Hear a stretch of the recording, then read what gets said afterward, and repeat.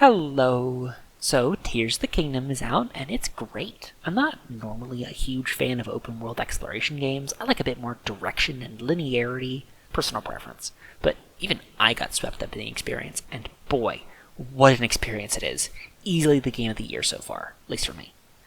That being said, as I was looking at the critical reception for the game, I've noticed a few people wondering whether Tears of the Kingdom is really deserving to be called a new game, or if it's just Breath of the Wild++. That's a fair concern. There are a lot of similarities. Tears of the Kingdom is good, but so is Breath of the Wild, so more Breath of the Wild is probably also going to be good. On the other hand, I've also seen at least one person saying that the new game isn't hitting them the same way as Breath of the Wild, but they weren't really able to articulate why. So I figured, hey, why not talk about it? Is Tears of the Kingdom just a Breath of the Wild DLC, or does it deserve to stand on its own? This video will have full spoilers throughout, and will assume you have at least some passing familiarity with the game, so be forewarned. Now, I want to start this off by setting a baseline of expectations. So let's begin by simply listing the things that Tears of the Kingdom just nakedly and shamelessly rips off from Breath of the Wild. I'm going to add a note here real quick that this isn't meant to be criticism. I'll dive more into this later, but just because a game follows its predecessor does not make it bad. Breath of the Wild was extremely successful, so Tears of the Kingdom taking ideas that worked is not in any way a bad thing.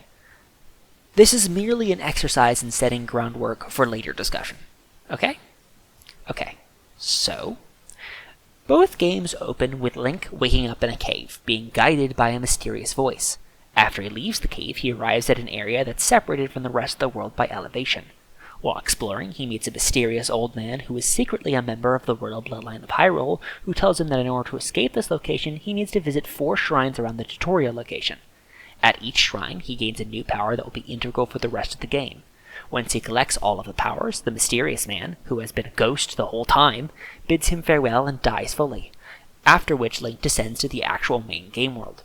From here, Link can go directly to the final boss if he wants to, but is generally encouraged to visit a village nearby that may provide some help.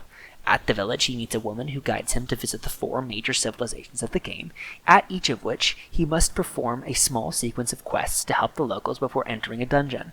This dungeon has 4 to 5 simple puzzles to solve, which are mostly disconnected from each other, maybe sharing a motif like a revolving room or mirror, but otherwise largely disconnected.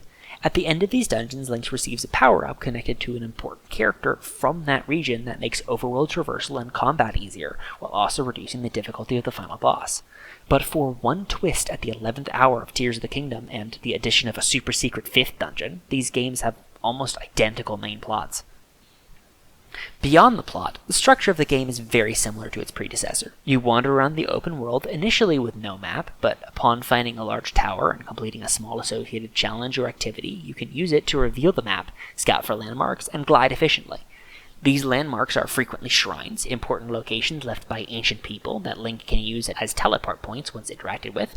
Each shrine is a short puzzle or combat challenge that rewards Link with a currency that he can spend 4 of to increase his HP or stamina. These landmarks can also be miscellaneous interesting geological features, as well as towns and stables where you can meet NPCs and gather side quests. Combat also shares a lot of similarities. You don't just have weapons in these games, you have a roster of breakable equipment you need to use to overcome enemies. They're not weapons, they're resources in the same way that bullets are resources in a shooter. This makes encounters tests of resource management, where the player needs to decide what things they want to spend on this particular encounter versus saving for a future encounter. Do I use my extremely high attack sword here, or should I use something with less damage output to save it for a future encounter? That's the idea, at least. As both games go, the player gets more inventory slots, sturdy weapons become available, and in general the combat simmers down its resource management aspects in favor of a more traditional hack-and-slash feel, where you occasionally need to change weapons. That mellowing of the game's combat is also reflected in a grander scale in both games. At the start of the game, you're stripped down to nothing. No powers, few hearts, barely any stamina, and no knowledge of how the world works. The start of the game has a strong focus on scavenging, replacing your inventory, navigation, etc. Then as you get further into the game, you gain more knowledge, more tools, bigger inventories, and more places you can simply teleport to. By the end of the game, you can just teleport basically anywhere you need to go, kill even very strong enemies very quickly, have enough stamina you can basically just dash everywhere and jump climb most things, and have enough hearts and armor to just face tank most enemies. There's this potent aspect of taming the wild that both these games really embody. Again, I don't mean this to be criticism. Similarity is by no means a bad thing, and a game lifting from its incredibly successful predecessor is a wise choice. Why reinvent the wheel when you have a formula that works and is fun? However, it does beg the question of whether Tears of the Kingdom deserves to exist as a separate game at all, if so much of its core identity is taken. Is Tears of the Kingdom just a Breath of the Wild clone? I mean, given that there's a very large amount of video left, you can probably guess my opinion, but no. Tears of the Kingdom is its own game that does things significantly differently. Which is interesting, because its changes don't seem that significant at first. I can totally understand why people might look at it and go, isn't this just Breath of the Wild again? It's the effects, consequences, and culmination of a bunch of smaller changes that really make these games unique. So, setup done, let's get into those changes. And it's best to start from the very obvious. Let's talk about the new locations. Tears of the Kingdom essentially adds 2-ish new maps in addition to one from the previous game. I say 2-ish because, hot take, the Sky map really doesn't have a full map's worth of content in it, even ignoring the fact that they're floating islands. It has the starting location, a few dungeons, a few falling challenges, and a few bosses, but honestly a lot of it is basically just external shrines. There are a few major exceptions, but an unfortunately large percentage of the Sky Island map is that 1+ shaped piece with a shrine on one end, a Zonai device on the other, and sometimes a launcher in the center. However, my problems with the Sky Island map are more than cleared up by the addition of the Underground map. Oh man, do I love the Underground map. Its genuine alien beauty is really cool, made even more so by the slow unveiling with limited light. There were multiple moments during my first exploration of the area where I discovered these unfamiliar shapes in the darkness, mysterious figures with a lot of possibility and danger, so much danger. That genuine, scary fear of the underground keeps it extremely fresh for me, which I appreciate so much. There's also the slow process of learning how the underground works, of figuring out that the topography is a mirror of the overworld, that shrines are connected, that the overworld water is the walls. All that stuff really adds to the sense of mastering the world, which I love. It's truly awesome when the rules fully click into place. Eventually that fear and mystery does fade once you know the mechanics of the underground, but that process of discovery is honestly worth treasuring. That leaves the main overworld, which actually received a surprising number of subtle changes, mostly tied to populating it more. The combination of shrines, pits to the underworld, that one guy with the 7 million signs, building sites, and more means that the world is a lot more full of content. This increase in stuff also transfers over to items. Items have gone from mostly cooking ingredients to a wide variety of useful tools for solving combat encounters. The original game did have things like flint for starting fires, but this new game adds at least 7 to 8 new combat items, in addition to adding features to old items to spice them up. Now, to be fair, a lot of functionality added to items in this game did exist in one form or another in Breath of the Wild. The best example of this are the arrow types, fire, ice, lightning, and bomb arrows, which are basically the same as the plants of a given element.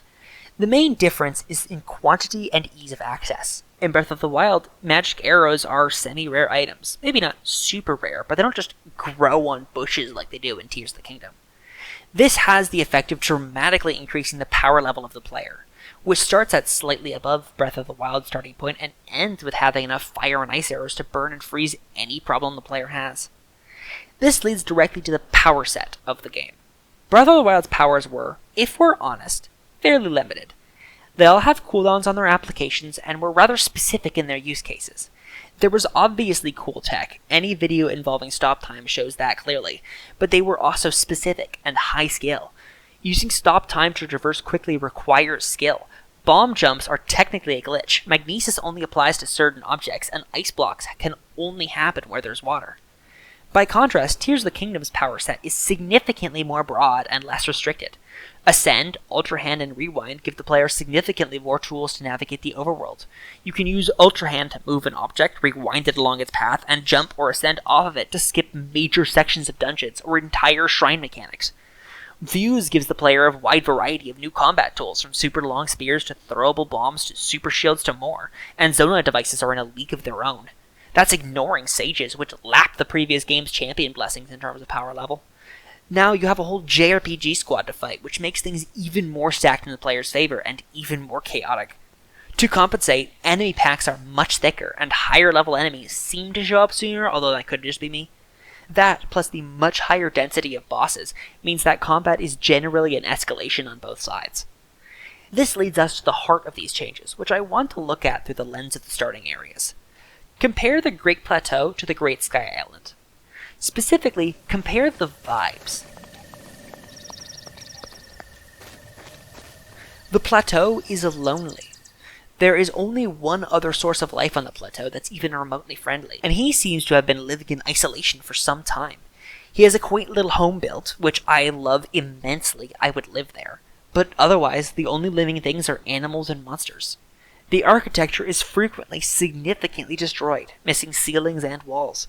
While we think of the shrines and towers as active, they begin buried in the earth, covered in so much dirt it shades them from the sun, lost for unknown amount of years. Dozens of depowered and destroyed guardians dot the land, many more than those that are still active, and even the active ones are stuck half in the mud. Coupled with the quiet scenery, and the Lost Plateau has this feeling of emptiness about it. Not actual emptiness, there is a decent amount of stuff, but a lot of your time is just spent walking. Maybe hunting a fox, maybe killing a few enemies, but just moving with your thoughts. Now, compare that to Tears of the Kingdom's Great Sky Island, and you'll notice that, for one, it has life on it. Well, okay, maybe they're robots, but they count. Not only do we have an old man in the form of Raro, but we also have a ton of helper robots, just going about their day as if nothing happened. There are ruined robots around, but they are not nearly as prevalent as in the first game. The Zonai ruins that are around are mostly functional. Water wheels still turning, doors and bridges in perfect operation. The morning and evening bells ringing out at exactly the same time every day, reminding the player of that presence the entire time they're there. There is life on this plateau. Link isn't alone. That is a tone change that lasts throughout the rest of the game.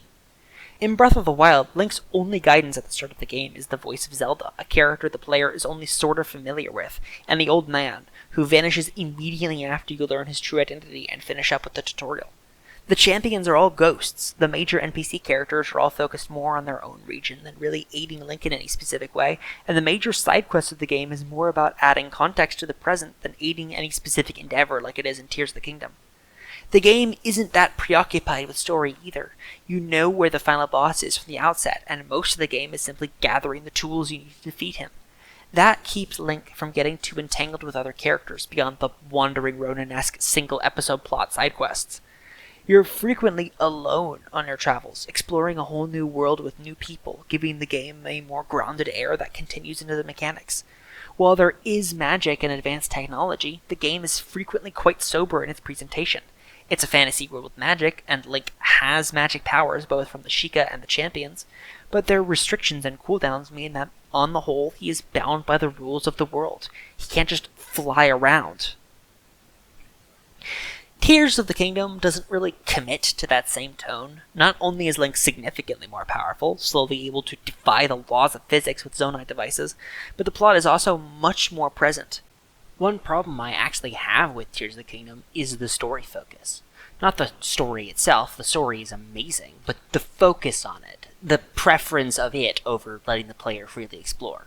You don't get the glider or ability to unlock towers until you go talk to Purah, which limits the player's freedom of exploration even after you get out of the supposed tutorial area. While there are stretches where Link is alone, the game immediately makes notable, named, active characters known to the protagonist, like Purah, Robbie, and Joshua, and puts them all front and center at several points in the game. The sages are also much more present, sending their ghosts to follow the player in a full JRPG party, and showing up at several points in the plot. The world on the whole is just way more packed with people, from roadside Koroks to the plushy cart lady to that one sign guy who shows up everywhere. The world doesn't feel like a recovering post-apocalypse the way it did in the first game. Instead, it feels like a full world beset by problems. The gameplay also supports this tone by being, frankly, much goofier. I'm glad the game takes itself seriously, and all the serious moments hit well, but the ability to tape a spear to another spear just brings up the tone of the game by itself. Tears of the Kingdom, on the whole, focuses more on fun chaos than on contemplation. This tone change is the culmination of all the changes we've talked about before, and it's the reason I don't think these games are really replaceable for each other. I also think, over time, we will start to see people who develop a preference for one or the other, instead of it just being Tears of the Kingdom all the time forever. Some players want to be a solo traveler, alone in the world, forced to play around specific limitations, and some players want to be extremely free, ride around in dune buggies and flying around with a squad. There really isn't a right or wrong way to play these games, just your own personal preference as to which tone you think fits you better. Anyway, those are my thoughts. Thank you for listening.